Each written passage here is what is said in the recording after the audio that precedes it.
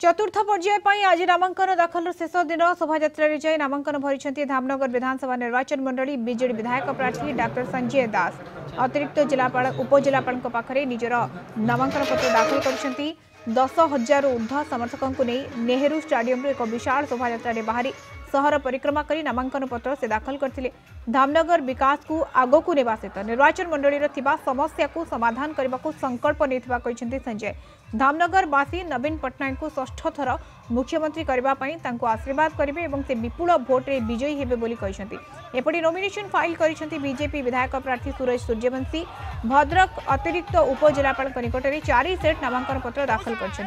हजार हजार कर्मी और समर्थकों गहन धूसुरी एक विराट शोभायात्रा बाहरी नॉमिनेशन फाइल करते धामनगरवासी पुनर्बार आशीर्वाद करेंगे और विजयी करेंगे बोली से आशा रखिथिबा कहछन। धामनगर शिक्षा स्वास्थ्य को गुरुत्व दिज्व धामनगर माननीय मुख्यमंत्री जो विकास धारा चली से विकास धारा को आगो केमती नेबा से दिगरे पदक्षेप नियाजिवो एवं माननीय मुख्यमंत्री जो चिंताधारा रखिचंती तांकर जो विजन अच्छी आगामी 2036 सुधा ओडिशा को 1 नंबर राज्य करवा से भली भाव रे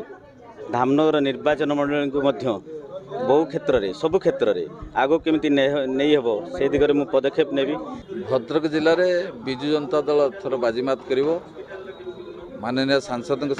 समस्त विधायक निर्वाचित हेबे विजु जनता दल द्वारा एवं विशेषकर धामनगर डॉक्टर संजय दास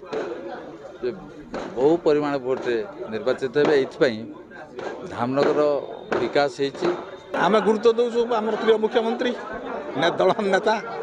मुख्य नवीन पट्टनायक नवीन पट्टनायक